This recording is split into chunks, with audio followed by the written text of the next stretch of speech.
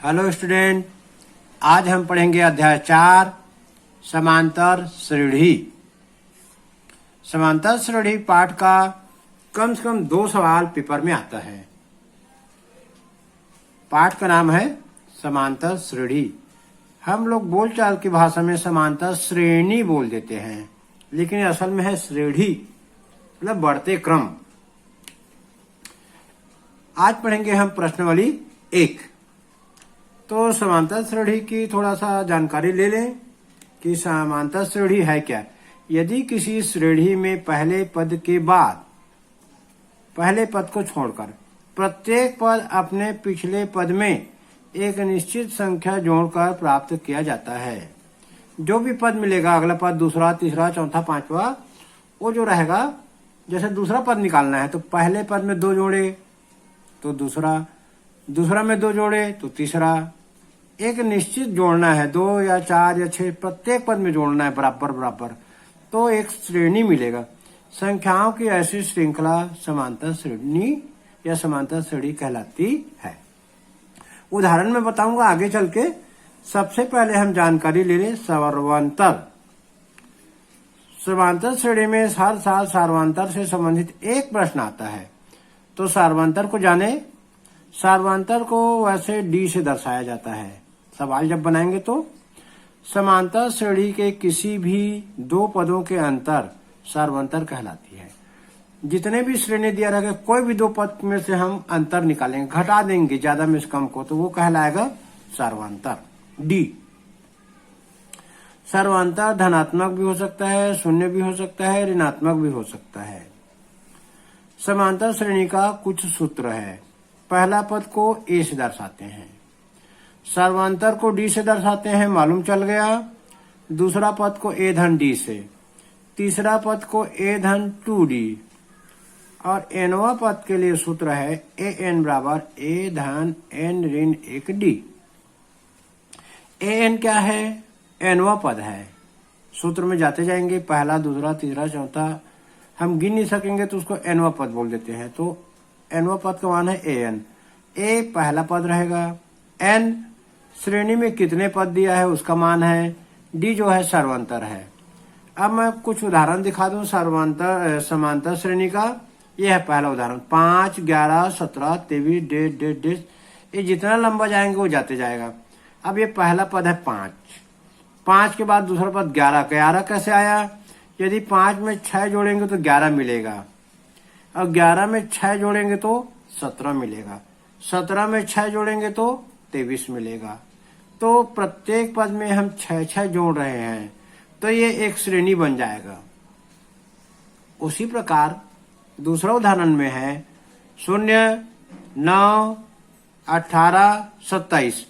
0 में 9 जोड़ेंगे तो 9 मिलेगा, 9 में 9 जोड़ेंगे तो 18 मिलेगा, 18 में 9 जोड़ेंगे तो 27 मिलेगा।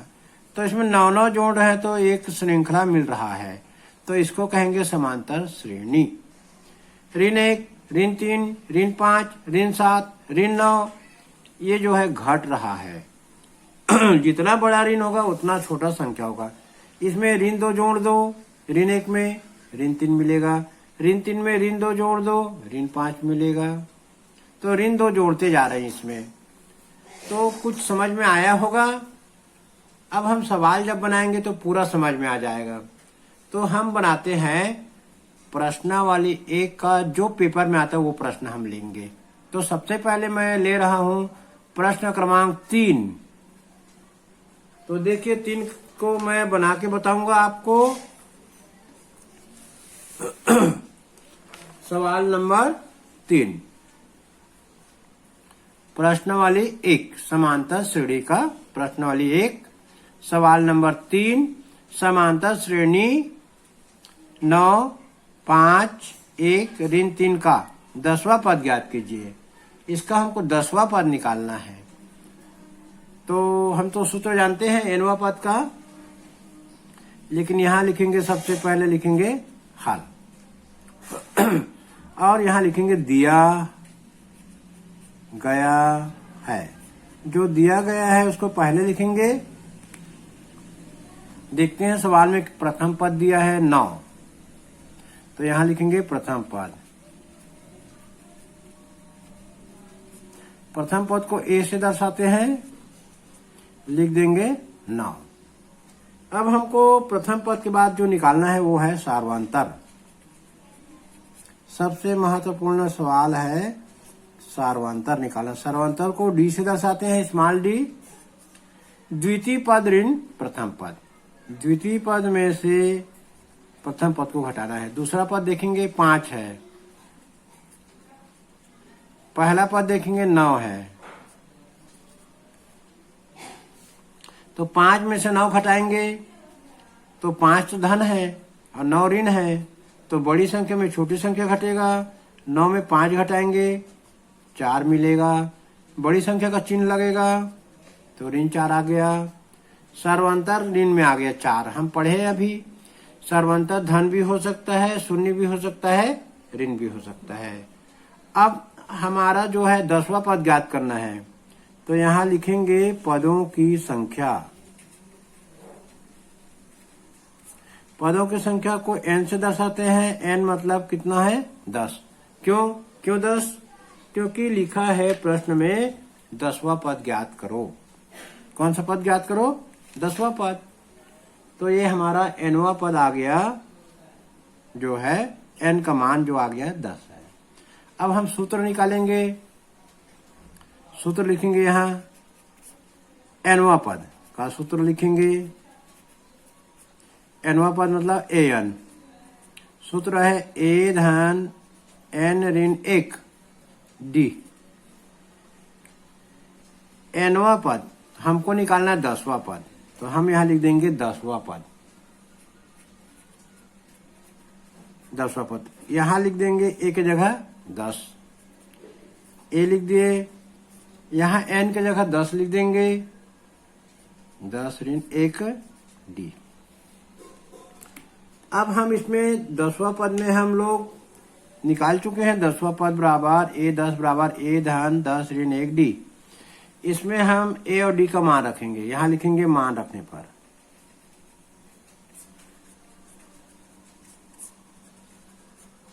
मान रखने पर लिख दिए। इस सूत्र में हम लोग मान रखेंगे। हमको 10वां पद निकालना है तो ये 10 ही लिखेंगे। पहला पद हमको दिया है 9। अब ये 10 तो हमको दिया है, 10 तो लिख डाले हैं। डी का मान आया था ऋण 4, तो ब्रैकेट में लगा के ऐसा ऋण 4 लिखेंगे। डी का मान ऋण 4 लिखेंगे ब्रैकेट लगा के, क्योंकि ऋण है तो ब्रैकेट लगाना रहता है। चलिए इसको हल करते हैं।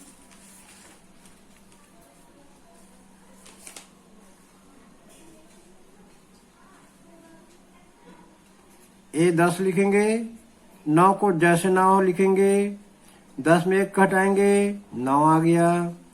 गुणित ऋण 4 ब्रैकेट में लिखेंगे, लिख दिए। अब इसको आपस में गुणा करेंगे। 9 लिखेंगे यहाँ, 9 चौक 36, ऋण 36 आएगा। अब हम ऋण 36 और ये ब्रैकेट हटाएंगे। यहाँ ऋण है, यहाँ धन है, ये ब्रैकेट हटेगा। a10 बराबर 9 ऋण 36 हो जाएगा, क्योंकि ऋण और धन का ऋण हो जाएगा। अब 36 में 9 घटा दो, ऋण 27। तो 10वां पद आ गया ऋण 27। श्रेणी का हमने 10वां पद हमको निकालना था और वो आ गया है 27। तो ये हमारा आंसर है। यहां लिख सकते हैं 10वां पद a10 बराबर ऋण 27। नहीं भी लिखेंगे तो पूरा नंबर मिलेगा। यहां तक बना चुके हैं सवाल हम, इसमें पूरा नंबर आपको मिलेगा। चलिए ठीक है। अब भाई एक हम दूसरा सवाल लेते हैं, 5वां नंबर सवाल ले लेते हैं, जो परीक्षा में कई बार आ चुका है। सवाल नंबर 5 लेते हैं। यहां लिखेंगे सवाल नंबर 5।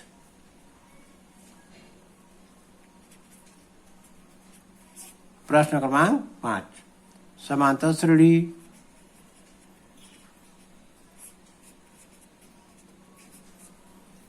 एक बटे नौ,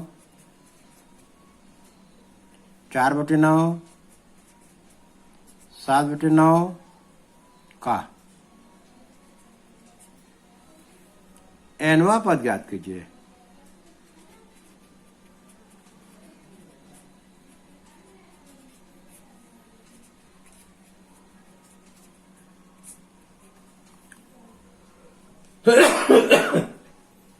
सवाल लिखा गया। अब सवाल को हम हल करेंगे। सबसे पहले हमारा काम रहता है दिया गया है। चलिए लिखते हैं दिया गया है। क्या क्या दिया है लिखेंगे, दिया गया है। सबसे पहले लिखते हैं प्रथम पद। प्रथम पद को ए से दर्शाते हैं। हम देखेंगे सवाल 1/9 है पहला पद। अब इसके बाद हम निकालेंगे सार्वंतर। चलिए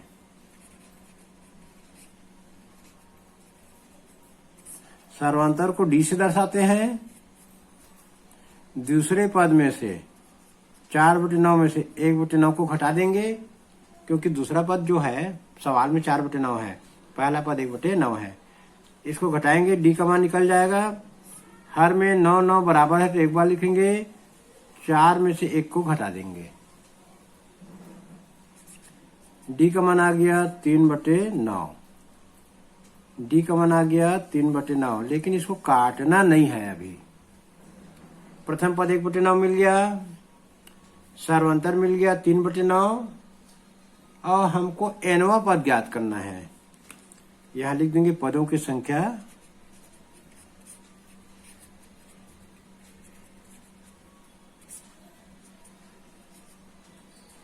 n, पदों की संख्या n। अब हमको पदों की संख्या जो है nवां पद ज्ञात करना है, nवां पद। चलिए सूत्र लिखते हैं।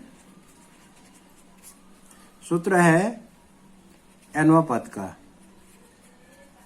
nवां पद an बराबर a धन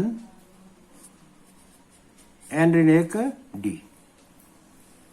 इस सूत्र में हम मान रखेंगे an निकालना है।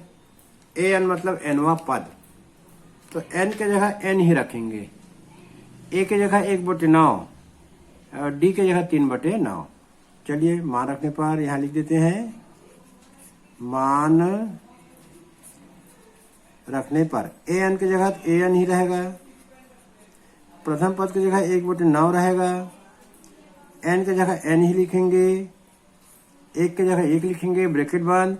d की जगह लिख देंगे 3/9, क्योंकि इसको हमने निकाल चुका है। ये दिख रहा है यहाँ पर d का मान, ये दिख रहा है भाई, है ना। d का मान हम निकाले 3/9, यहाँ रख दिए सूत्र में, ये रख दिए। इसको हल करना है अब। चलिए an 1/9 लिख दिए।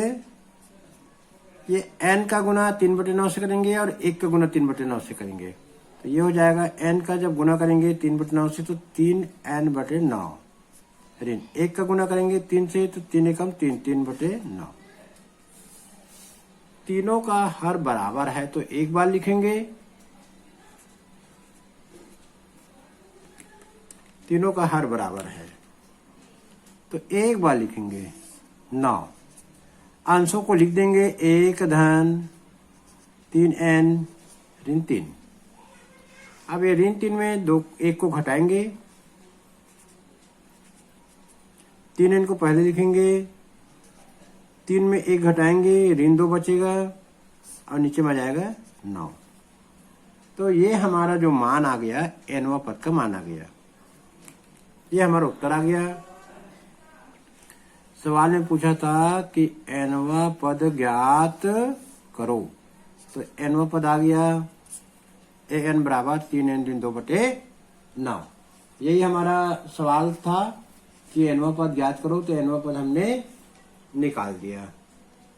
चलिए 1-2 सवाल और बनाते हैं। हम लोग अभी बनाएंगे 7वां सवाल। तो देखिए 7वां सवाल।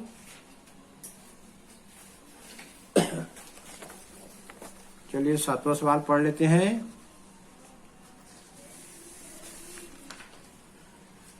सातवां सवाल है प्रश्न क्रमांक 7। समांतर श्रेणी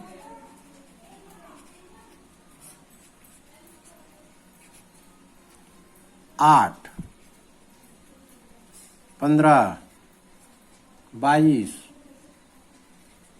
का अंतिम पद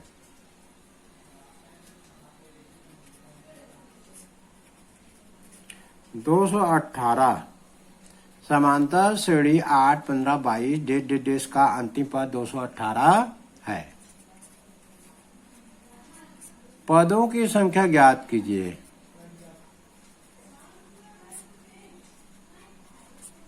पदों की संख्या ज्ञात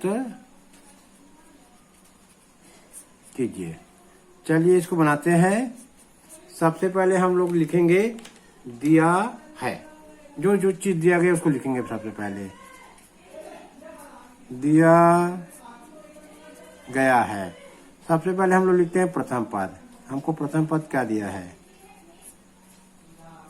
प्रथम पद को स्मॉल ए से दर्शाते हैं और यहां पर दिया हुआ है प्रथम पद 8। अब हम देखते हैं यहां सार्वंतर कितना दिया है।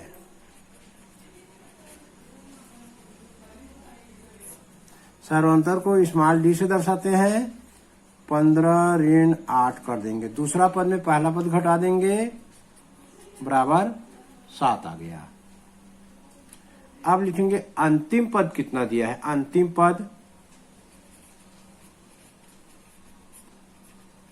अंतिम पद को हम लोग कहते हैं एन। ये दिया है 218। अंतिम पद को हम लोग एल से भी दर्शाते हैं। तो एन या एल जो होगा वो होगा 218 ही होगा। एक ही है ये। या एन से दर्शाए या एल से दर्शाए। अंतिम पद को दो तरीके से दर्शाते हैं। अब हमको निकालना क्या है यहां लिख देते हैं। जो निकालना है पदों की संख्या। पदों की संख्या n, यही हमको ज्ञात करना है।